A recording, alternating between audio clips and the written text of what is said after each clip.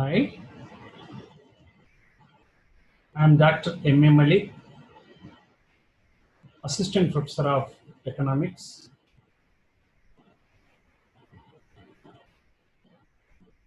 As part of series of video lectures on economics, in the last class, that is India's tax structure 1 class, we have seen what are the types of taxes in India, mainly direct taxes, indirect taxes, and within the direct taxes, what is mean by direct tax, and what is the structure of direct taxes in India, and how income tax is imposed, what are the slabs, what is mean by corporate tax, what is the percentage of corporate tax on old firms and new firms, what is mean by property tax, what does it mean by property tax, and what is mean by productive property and unproductive property, what is the percentage of tax on unproductive property in India, that we have seen. Today we enter into indirect taxes, and we will see how these majority of the indirect taxes are merged and came as GST, Goods and Services Tax. As usual, I will explain this class with the help of PowerPoint presentation. మనము economics పైన వస్తున్న video లెక్చర్స్లో భాగంగా గత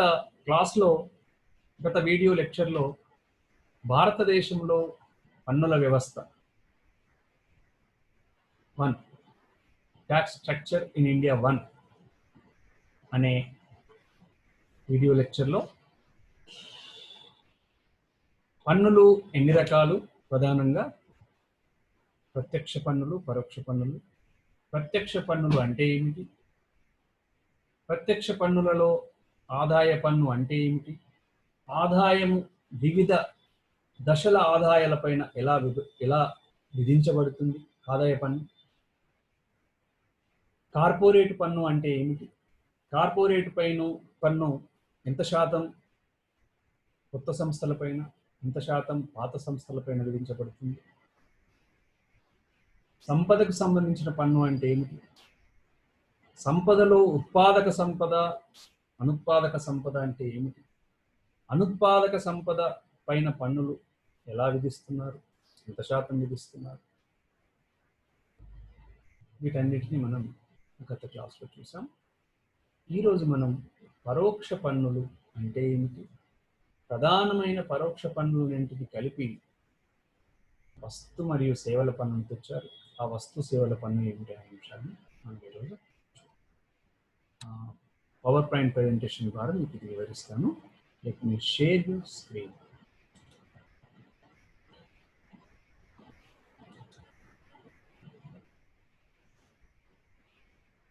so మనం ఈరోజు indirect taxes నుంచి start చేద్దాం. Last క్లాస్లో మనం మిగతావన్నీ చూసాం కనుక లాస్ట్ క్లాస్లో మనం చూసిన ఒకసారి types of taxes, direct and indirect taxes చూసాం.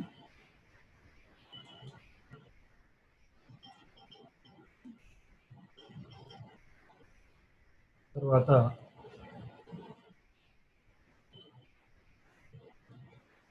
డైరెక్ట్ ట్యాక్స్ అంటే ఏంటో డెఫినేషన్ ఇచ్చుకున్నాం. నెక్స్ట్ డైరెక్ట్, ఇవన్నీ కూడా డైరెక్ట్ ట్యాక్సెస్ అని తెలుసుకున్నాం. అందులో భాగమైన ఇన్కమ్ ట్యాక్స్ అంటే ఏమిటో చూసి, ఇన్కమ్ ఏ పరిధి దాటితే విధిస్తారో చూసాను. And also we have seen what are the slabs of income tax. in accordance with the 2020-21 financial year. And what is meant by corporation tax?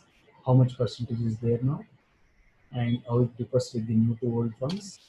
And what is meant by wealth tax? What is the productive assets? What are the non-productive assets? And how non-productive assets are taxed with us? So, indirect taxes, paroksha pannu. In the last class itself, I tried to explain while explaining the direct tax. And I told indirect tax is the tax. Many times consumer doesn't know that she is paying the tax, indirectly pays. And as a concept, this is the tax which burden can be shifted. This is the tax which burden can be shifted. That means incidence of tax is on one person, the impact may be on another person. The incidence of tax may fall on one person, and impact of the tax may fall on another person. I have given an example. If the tax is imposed on the value of production of goods, that means you are imposing the tax on producer. But producer what does? He includes this tax burden in the cost of production and fixes the price. Then the producer sells that commodity to wholesale dealer. Wholesale dealer sells that commodity, otherwise the tax burden shifts to the retail dealer. Retail dealer shifts the tax burden to the consumer.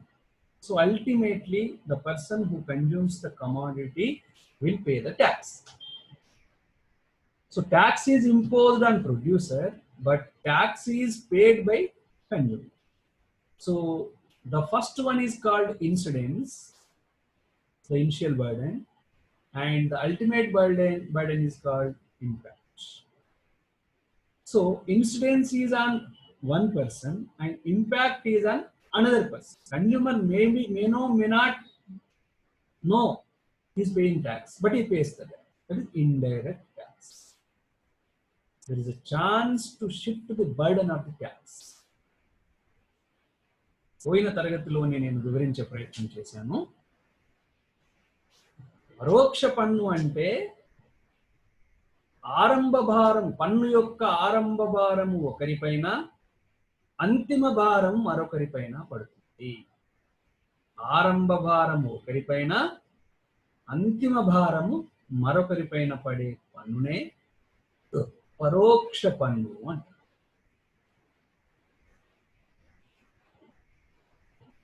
Okay, ఉదాహరణకు ఉత్పత్తి విలువ పైన పన్ను విధిస్తే, ఉత్పత్తిదారుని పైన పన్ను వేస్తే, ఉత్పత్తిదారుడు ఆ పన్ను భారాన్ని హోల్సేల్ డీలర్ పైకి బదిలీ చేస్తారు. హోల్సేల్ డీలర్ ఆ పన్ను భారాన్ని రిటైల్ చిల్లర వ్యాపారి పైకి బదిలీ చేస్తారు. ఈ చిల్లర వ్యాపారి దగ్గర వినియోగదారుడు వినియోగం కోసం వస్తువులు కొంటాడు, అప్పుడు ఆ పన్ను మొత్తాన్ని చెల్లిస్తాడు. అట్లా పన్ను విధించింది ఉత్పత్తిదారుని మీద అయితే పన్ను చెల్లించేది వినియోగదారు. వినియోగదారునికి అది పన్ను చెల్లిస్తున్నట్టు కూడా కొన్నిసార్లు తెలియదు. అందుకని దాన్ని పరోక్ష పన్ను అంటే పరోక్ష పన్ను విషయంలో పన్ను భారాన్ని బదిలీ చేయడానికి అవకాశం ఉంటుంది. సేల్స్ ట్యాక్స్ విధిస్తారు అమ్మకం పైన, అంటే అమ్మే వ్యక్తి పైన, ట్రేడర్ పైన విధిస్తారు. ఆయన ఏం చేస్తాడు? వినియోగదారుని మీద చుట్టూ. సర్వీస్ ట్యాక్స్ విధిస్తారు, ఎవరిపైన? సర్వీస్ ప్రొవైడ్ చేసే వాళ్ళపైన విధిస్తారు. ఆయన ఏం చేస్తాడు? ఆ భారాన్ని కన్జ్యూమర్ చుట్టూ. అట్లా ఇవన్నీ కూడా పరోక్షం. ఆరంభ భారము ఒకరిపైన, అంతిమ భారం మరొకరిపైన ఉంటే దానిని పరోక్ష పన్ను అంటారు. పన్నును బదిలీ చేయడానికి అవకాశం ఉండే పన్ను. పరోక్ష పన్నులలో ప్రధానమైన customs duty, excise duty, sales tax, service tax. Customs duty అంటే ఎగుమతి దిగుమతులపైన విధించే పన్ను. ఎక్సైజ్ డ్యూటీ అంటే ఉత్పత్తి విలువపై విధించే పన్ను. సేల్స్ ట్యాక్స్ లేదా వాల్యూ యాడెడ్ ట్యాక్స్ అంటే వస్తువు అమ్మకం పైన విధించే పన్ను. సర్వీస్ ట్యాక్స్ అంటే సేవల పైన విధించే. ఉదాహరణకు ఎవరైనా మనకు టెలిఫోన్ సేవలు అందిస్తే what is mean by customs duty? Customs duty is a tax imposed on imports and exports of goods. The rate of customs duties are either specific, that is quantity based, or ad valorem based on the value of goods. Customs duties may be levied to protect the domestic industry. Customs duties ante, what do you mean by customs duty? Means it is a type of tax which is imposed on imports mainly, sometimes on exports also. And it imposed two types, sometimes on quantity of the commodity and sometimes on value. When these custom duties imposed on the quantity, it is called specific custom duty. When the custom duty imposed on the value of the commodity, then it is called ad valorem. Custom duties, when we impose the custom duties on imports, the prices of the imports may be increased, so that commodity may not come to the competition of our domestic industry production. So to protect the demand of the production of domestic industry, sometimes these custom duties are imposed. Income will come, but that is not only the criteria to import the imports. Another important aspect is to protect the domestic industry. That is main important aspect of custom duty on imports especially.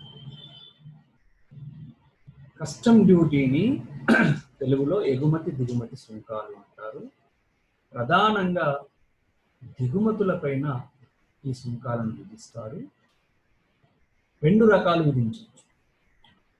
దిగుమతి చేసుకునే వస్తువు యొక్క పరిమాణమును బట్టి విధించవచ్చు, లేదా దిగుమతి చేసుకునే వస్తువు యొక్క విలువ పైన విధించవచ్చు. అలా విధించినప్పుడు ఆ వస్తువు యొక్క ధర పెరుగుతుంది. ఆ వస్తువు ధర పెరిగి దేశీయ వస్తువు ధరకు కంటే అది ఎక్కువగా ఉండటం వల్ల దేశీయ వస్తువు ధర తక్కువ ఉంటుంది కనుక దానికి ఆ దేశీయ వస్తువు యొక్క డిమాండ్ను కాపాడటం కోసం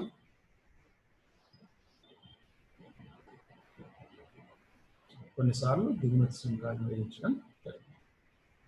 అంటే దేశీయ పరిశ్రమలను కాపాడటం కోసం.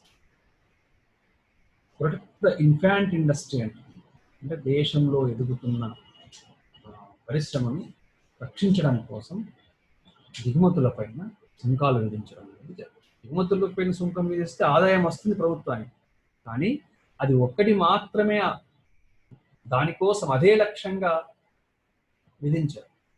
మన దేశీయ పరిశ్రమల యొక్క డిమాండ్ను కాపాడటం కోసం కూడా విదేశాల నుంచి వచ్చే దిగుమతులపైన పన్నులు విధిస్తారు. ఎక్సైజ్ డ్యూటీ ఇంతకుముందే అన్నట్టుగా వస్తు ఉత్పత్తుల పైన విలువ పైన విధించే పన్ను excise duty. Excise duty is nothing but it is a tax on the goods manufactured in India. The burden of taxation is however passed on to the consumers. Especially it is imposed on producers, the production value, and the production value is fixed. But in general, that tax amount is included in the cost of the production and the price is fixed. In that way, the producer shifts the burden of tax to the wholesale dealer, and the wholesale dealer shifts the burden to the retail dealer, and the retail dealer shifts the burden to the consumer. Excise duty అంటే ఉత్పత్తుల విలువ పైన విధించే అట్లా ఉత్పత్తిదారుని పైన విధించే పన్ను. అయితే ఉత్పత్తిదారుడు ఆ పన్ను యొక్క మొత్తాన్ని హోల్సేల్ డీలర్ పైకి బదిలీ చేస్తారు. హోల్సేల్ డీలర్ రిటైల్ డీలర్ పైకి బదిలీ చేస్తారు. రిటైల్ డీలర్ కన్జ్యూమర్ వినియోగదారుని పైకి బదిలీ చేస్తారు. అట్లా ఎక్సైజ్ డ్యూటీని బదిలీ చేయడానికి అవకాశం, అందుకే దాన్ని పరోక్ష పన్ను. ఇక సేల్స్ ట్యాక్స్, అమ్మకం. The tax which is imposed on total value of sale is called sales tax. Later, especially from 2005, sales tax is imposed as value added tax. Value added tax is nothing but the tax which is imposed at various stages on the value added at that stage. Sales tax, previously it was imposed as sales tax. Sales tax was imposed on the total value of the sale. But here, in value added tax, at the stage, if something is added, the tax is imposed that an added value only. That is called value added tax. For example, to produce a commodity, 100 rupees are the cost of the factors of production. Is in the form of wage, in the form of rent, in the form of interest, in the form of profit. That is the cost, 100 rupees. And producer wants to sell it to the 110 rupees. Then tax is imposed on 10 rupees. 100 rupees the production cost, 10 rupees. And if this 110 rupees wholesale dealer purchases, and wholesale dealer want to sell it to the again 120 rupees. And then the tax is imposed on again 10 rupees, 120 minus 120. So at every stage, if value is added, and on that value tax is imposed. That is why it is called as value added tax. అమ్మకపు పన్ను అంటేనేమో అమ్మకపు విలువ పైన విధించబడే పన్ను, మొత్తం విలువ. ఇక అదనపు విలువ పైన పన్నునే వ్యాట్ అంటారు. అంటే ప్రతి దశలో, ఉత్పత్తి నుండి వినియోగం వరకు జరిగే దశలో, ఏ దశలోనైనా విలువను అదనంగా కలిపినచో ఆ అదనంగా కలిపిన విలువ పైన విధించే పన్నును వాల్యూ యాడెడ్ ట్యాక్స్, అదనంగా కలిసిన విలువ పైన పన్ను. ఉదాహరణకు, ఒక పెన్నును ఉత్పత్తి చేయడానికి 100 రూపాయలు ఖర్చు అయితే దానిని 110 రూపాయలకు ఉత్పత్తిదారుడు అంటే 10 రూపాయల పన్ను పనిచేస్తుంది. ఆ ఉత్పత్తిదారుడు మళ్ళీ ఆ హోల్సేల్ డీలర్ మళ్ళీ ఆ 110 రూపాయల పెన్ను 120 కంటే మళ్ళీ అదనంగా కలిసిన 10 రూపాయల పన్ను పనిచేస్తుంది. ఓకే, ఆ విధంగా అదనంగా కలిపిన పన్ను. ఇది ముందు సేల్స్ ట్యాక్స్ రూపంలో విధించారు, ఆ తర్వాత 2005 నుంచి వ్యాట్ రూపంలో విధించారు 2017 వరకు. Of course, now it is imposed the name of GST. ఇప్పుడు service tax. What do you mean by service tax? Service tax is a tax levied by the government on service providers on certain service transactions, but is actually borne by the customers. It is came into existence under the Finance Act 1994 వరకు సేవల పైన పన్ను లేదు. 1991 తర్వాత, after the economic reforms introduced in the year 1991, and at the same time ICT revolution, information communication technology revolution took place. With that, nature of services is changed. So many services came into existence. The value of services gone up, and value of services in the GDP gone up. Hence, government wants to earn from that aspect and may enacted an act named Finance Act 1994, and under this act, services are also taxed.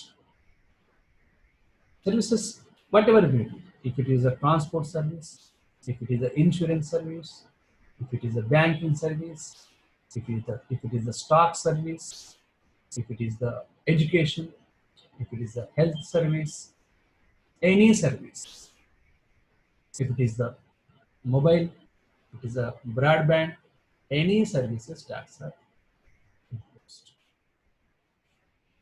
So, for example, on telecommunication service, insurance business, transport business, okay,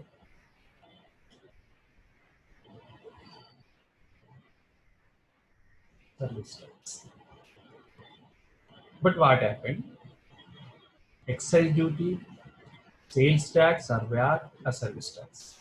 These three taxes are merged.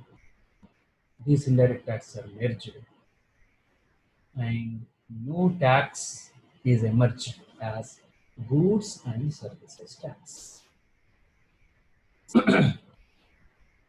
These goods and services tax in India came into effect on 1st July 2017. So this tax has replaced many taxes such as excise duty, sales tax, and service. Of course, this GST is imposed in the form of three forms. In three forms it is imposed. One is called CGST, collected by the central government on an interstate sale. Central Goods and Services Tax. If the transaction is within the state, this tax is imposed. Next one is SGST, collected by the state government on any intra-state sale within the state. Okay, ఇది కూడా within the state. Then IGST, collected by the central government for interstate sale, Maharashtra to Tamil Nadu. Okay, if Maharashtra government sells the a trader in Maharashtra sells the goods to the Tamil Nadu trader, and on that trade value, tax is imposed as integrated goods and services tax. Okay. You see, if the sales within the state, two taxes are there, CGST and SGST, Central Goods and Services Tax, and State Goods and Services Tax. Old regime, VAT was imposed, central excise duty was imposed, service tax was imposed. But now it is in the form of two taxes, CGST and SGST. CGST goes to the center, SGST goes to the state. And again, sale to another state, IGST is imposed. And previously there was central sales tax and excise duty and service tax. Now only IGST. IGST goes to the center and shares revenue with the concerned state. Concerned state means the state which paid the tax. First income is collected, tax income is collected by the center, and later it shares with the concerned state. The income is shared with the concerned states. How much percentage? It depends on time to time,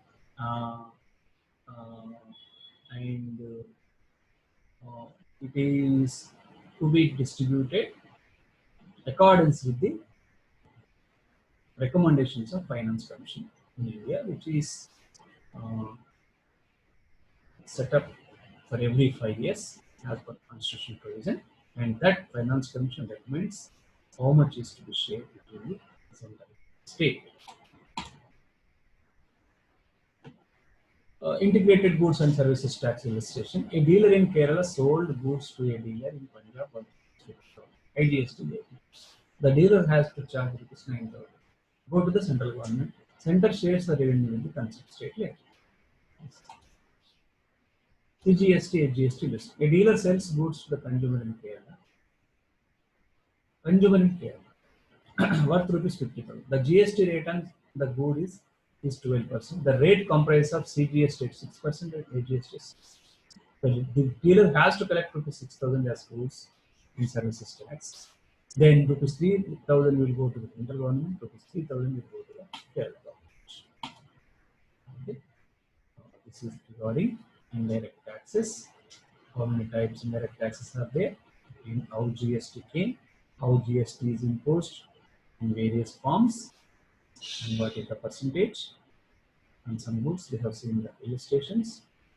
Okay, this is regarding indirect tax. మనం ఇప్పటి వరకు ఈరోజు పరోక్ష పన్నుల గురించి చూసాం. పరోక్ష పన్ను అంటే ఆరంభ భారం ఒకరిపై, పన్ను యొక్క ఆరంభ భారం ఒకరిపై, అంతిమ భారం ఒకరిపై పడితే దానిని పరోక్ష పన్ను అని చూస్తున్నాం. పరోక్ష పన్నులలో ప్రధానంగా కస్టమ్స్ డ్యూటీలు, దిగుమతి ఎగుమతులపై విధించే పన్నులు, ఎక్సైజ్ డ్యూటీ, అమ్మకపు పన్ను, సేవల పన్ను ఉండేవి. కానీ అమ్మకపు పన్ను, సేవల పన్ను మరియు ఎక్సైజ్ ఈ మూడింటిని కలిపి వస్తు సేవల పన్ను అనేది గూడ్స్ అండ్ సర్వీసెస్ ట్యాక్స్ వచ్చింది. దాంట్లో 3 రకాలు విధిస్తున్నారు: సిజిఎస్టీ, హెచ్జిఎస్టీ, ఐజిఎస్టీ.